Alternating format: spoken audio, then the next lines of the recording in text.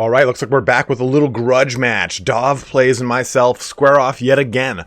I'll be playing Norsca, and he will be heading the mighty Dark Elves. So let's take a look at our forces here and explain how we're going to do this quick battle, this master cast here. So I'm going to go through both the builds like I typically do.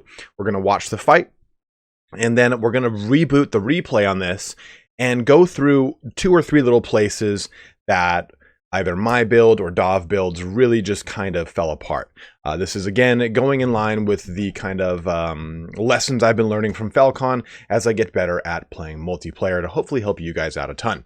And then we'll end the video on what I call the hammer of the game, the moment in which the fight really swung one way or another, or a moment that was really telling that I should have pushed an initiative, or Dav should have pushed an initiative, or that was like the thing. Like, oh, okay, this unit died, this is your win condition, you're good. Something, whatever it is. But without further ado, let's just take a look at these armies real quick. We'll put this on slow-mo and go over everything. So we went with a nice, wide, long line here of Marauders. They're just going to be on our front line, supported by 2 units of Berserkers and then 2 units of Famir. If you saw that video that I did with the Beastmen versus the High Elves, this is a very similar kind of setup, wherein we're taking this flank and this flank, and they're going to be the ones that are pushing kind of on their own or together, whatever makes the most sense. You know, you've got two Marauders, 1 Berserker, and 1 Famir Warrior per little flank here. Then we've got 2 units of Skin Wolves on the left, followed by 3 units of Marauder Horsemen. We have a Feral Manticore, followed by a Famir Balefiend of Shadows. And that Famir Balefiend is going to have Enfeebling Foe, Penumbral Pendulum, as well as Malcos Misfiring Miasma. And then Wulfric the Wanderer with Sea Fang, as well as, is it Fight or Die on him, or is it just, no, it's just Hunters of Champions. Fight or Die is the little yellow icon. Now, for Dav's army, we can see that he's got 2 units of Dark Riders with shields, but he also has 2 more units of Dark Riders with shields. Now, this is a really good play by him, because these Dark Riders with shields are going to be able to really threaten and push out my Marauder Horsemen, which are a very common pick with Norsca. He didn't go with the Repeater Bolt Throwers because the shields will help them insulate himself from some of the damage. Front line is going to be 3 units of Dread Spears, 2 units of Blackguard of Nagron, and then 4 units of Dark Shards, followed by 2 Death Hags, as well as Morothy on foot with Doombolt, Soul Stealer, and then her actual weapon itself. So, oh, I'm sorry, and a Feral Manticore. Let's see how this fight plays itself out here. So we can already see that Dav is making a beeline for my left flank, really pushing some damage into these Marauders over here. I've brought my Marauder Horsemen over to kind of help counter that and help try and just deal out as much damage as we can to these 2 things. Now just getting some good chucking in here. And a good charge right into those Marauders, just sending them all over the place. Horsemen, again, looking to push the initiative here. And we have the Famir Balefiend just chucking down range, looking to put his glowing hand on Morathy's face. Some good chucks right into Morothy, getting some good little damage onto her. And we have the Dark Riders fleeing from that left flank. Now, taking a look back over here at the right, we can see these 2 units of Skin Wolves really pushing around, trying to get into that back line. And we can see that our front lines have now met. The clash has happened. There it is. We got some Marauders jumping into Dread Spears. We get a cast down. I think this is what? This is Soul Stealer coming down, helping to do a lot of damage, as well as give health to everything in the radius around them. Sea Fang ripping down here, doing damage to these Dread Spears. Nice little bit of damage there. And then the pour in from the Dark Riders and the Feral Manticore all onto this flank. Boom! Pendulum ripping through these Dark Shards in the back line here. And then Skin Wolves looking to wrap around. And Marauder Horsemen getting some nice chucks into these Dread Spears. Dav's Dark Riders pushing into these Marauder Horsemen again, looking to do some damage. And the Death Hag just kind of holding up things over here, looking to do some rampage. So as we kind of survey the battlefield, we can see that this backline is really what I'm focusing the most on. Getting the Feral Manticore in there, diving onto these Dark Shards. We can see these Dark Shards right there, about to get a charge from these Skin Wolves. And the Famir Balefiend coming in onto Mighty Morothy. Where is Big Daddy Wulfric? Aha, he's right there. And he's over there saying hi, saying hello. How you doing?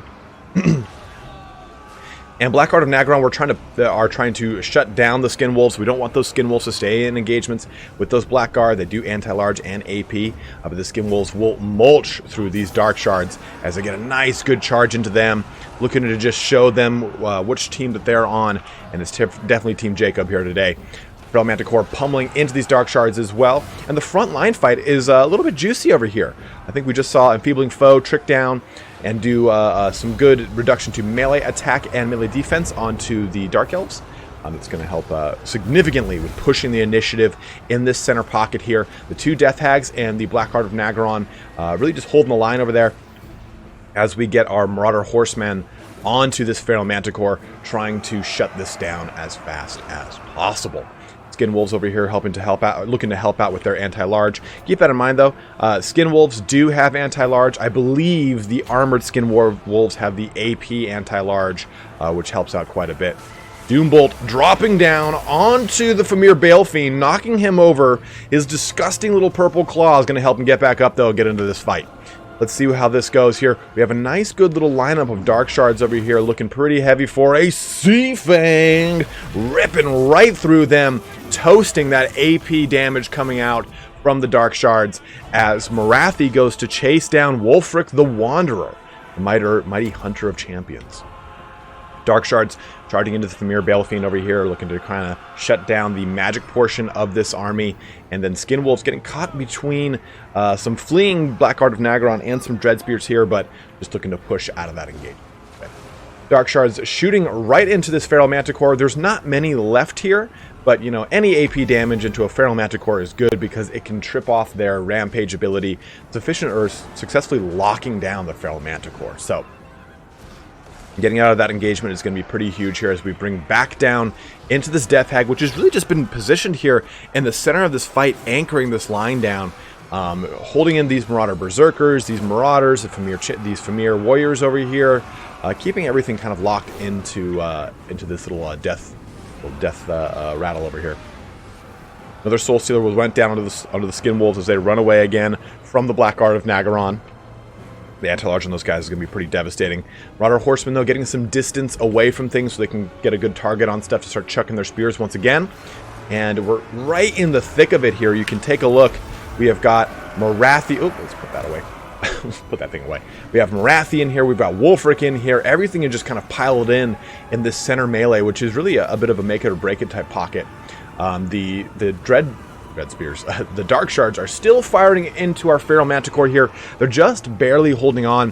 One thing to really take note of when it comes to Dark Elves is that Murderous Prowess is very strong, right? You do get a lot of melee attack, you get a good charge bonus, but the two big things that you're going to get from this, especially with Dark Shards, is your AP missile damage. That's going to be huge for Dark Shards, right? 20% increase on that.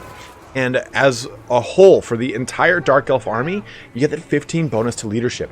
That's why when you take a look at this battle, you can see that there are a lot of kind of rallying small strength Dark Elf units on the edges of the map.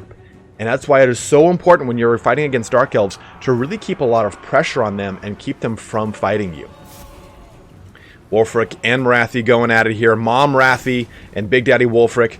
He's cussing in Elvish, and she's just slapping him around with that halberd going, whoa, just went in for the scissor cut right there. Woohoo! Hunter of Champions down on her, looking to mitigate some of that armor and that melee defense. What armor? She's got none.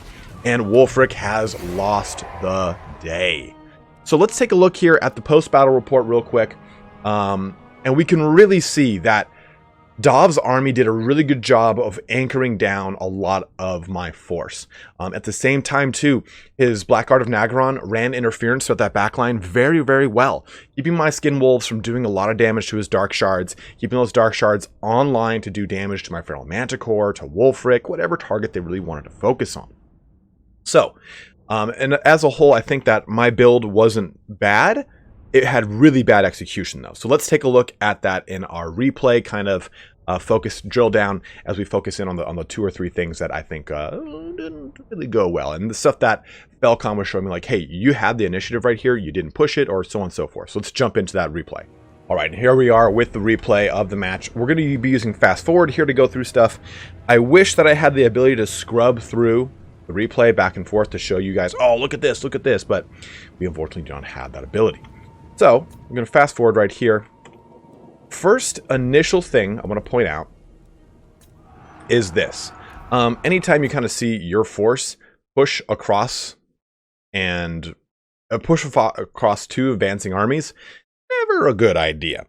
The point of these skin wolves was to support these 3 units of Marauder Horsemen.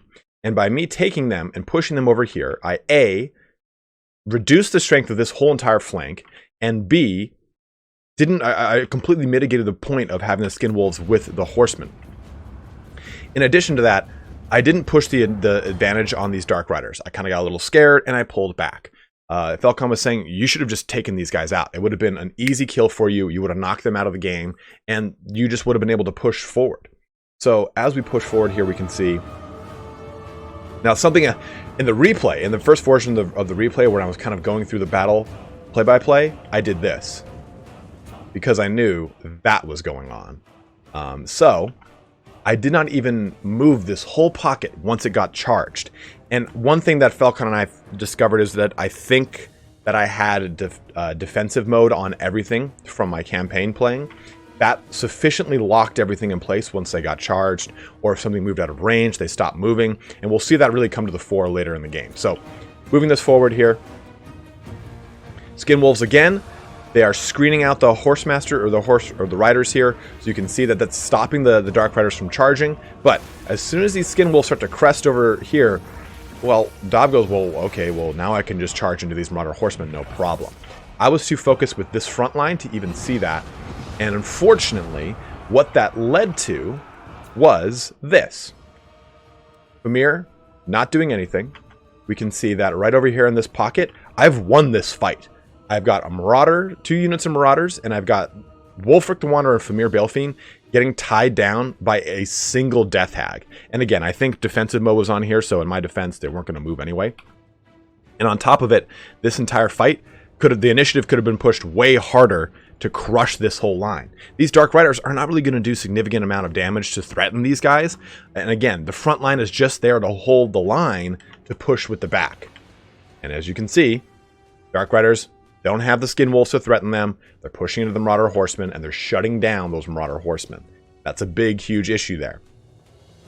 And I think one thing that anyone who's getting into multiplayer should know is the difference between Spearmen and something like a Black Art of Nagarond. Spearmen, not very scary. Black Art of Nagarond, very scary. So my Marauder Horsemen can charge into Spearmen relatively safely, as long as they don't stay in combat. So pushing through is not a big deal, but I think that we get too concerned with the anti-large option on a unit and we completely avoid it. It's okay to hit an unbraced anti-large unit. You're not going to die. So pushing through here a little bit longer. And again, you can really see that this is just not going well over here. There's so many units just locked around. Wulfric the Wanderer is just sitting there. I've got my Famir Balefine up in a good fight. That's great. But something I also didn't focus on is this. I thought this was a dragon when I was looking at the icon. I didn't realize it was a Pharaoh Manticore. But my horsemen are over here. They're doing their job. They're shutting down this Manticore. I could have just left this here, to be honest. The Marauder fighting a Manticore, that's fine. It's rampaging. It's not hurting my army. It's just simply like a 350 point thing of Marauders. No big deal. Instead, I kind of wasted all of this punching power over here doing nothing in a fight over here that I was really winning, that I could have just used that extra thing to kind of push through. Same thing over here. This whole flank was won, but we lost it because we just didn't have things pushing the proper initiative. Now we'll push forward a little bit longer. And again, same thing back here. We won these fights, but we lost the war, you know what I mean? So Sea Fang ripping through those Dark Shards was really good. That helped push a lot of initiative towards me, but here it is. Yeah, okay, good. So this engagement happened, and this is a win. This is an absolute win for Wulfric the Wanderer. Like comparing stat lines, 490 weapon strength to her 340 AP and anti-large, cool, whatever. He has Hunter of Champions. He should have won this fight. And if you watch it, I might have, yeah, so he's not even attacking. They just kind of like had like a shout off, and that was it. So I think that the defensive mode was on him, and she moved out of range and he stopped attacking. But that should have been a moment where I killed Morothy and pushed a huge advantage onto Dav. Unfortunately, I did not do that. And Dav continued to use his Black Heart of Nagron against my Skin Wolves, pushing out my Marauders, using his Dark Riders to shut mine down, having my front line get anchored, again not doing anything against a single Death Hag. So you can really see how you have to really be mindful of your units. Are they in defensive stance? And they shouldn't be to begin with. That was on me. We changed that since. And on top of it was my, another good C thing jumping down there. On top of that, though, was the, are my units in combat? Do I see the combat icon above their individual unit cards, and they should be in combat, actually. Like, Wulfric wasn't in combat. He was standing right next to Morothy, clanging his sword on his shield, which is not a metaphor for sex in this case. But as a whole, though, you guys get a good idea of really what went wrong with my build. I'd say the three big things were defensive mode preventing me from actually staying in the fight, not using my Skin Wolves in accordance with my Horse Masters to properly protect them, and then 3, not leaving a whole flank completely unutilized. Let's jump over now to the hammer of the game, which is the moment that is either a make it or break it point for both teams. All right, so both of our units have met on the battlefield. Everything is going well, but what is this? A mighty pendulum is about to come down here on the Dark Shards, amassed all in a beautiful, nice little line for me. An overcasted penumbral pendulum costs, I think, 5 or 6 winds of magic more and does significantly more damage. I highly, highly encourage anyone to use the overcasted version over the normal version, as it just reaps a tally through these Dark Shards. Look at that, a massive amount of health being lost from these guys. And this was a point that Falcon was telling me, that you just sufficiently shut down his backline so hard with that pendulum in conjunction with the Sea Fang that ripped through these Dread Spears. He was like, that was your moment, that you should have pushed the backline very hard with your Skin Wolves, with your Horse Masters, with this frontline pocket. And he said, and you probably would have won from that alone. That would have cascaded that entire flank into a win. That I say is the hammer of the game, in which is the crux in which I should have won, but I didn't win. But that's okay. Hopefully you guys enjoyed this format of quick battle, as I really kind of analyzed different ways to do these for you. Please let me know in the comments what portions of this you liked. Did you like me going through the replay again? Did you like this cool hammer of the game? The things that you guys like the most as I experiment with these, I'll put together for one kind of ultimate format, as it were, and that's what I'll use going forward for my master casts, for my quick battles, so on and so forth. But as always, guys, thank you so much for watching here today. Have a good one, and take care.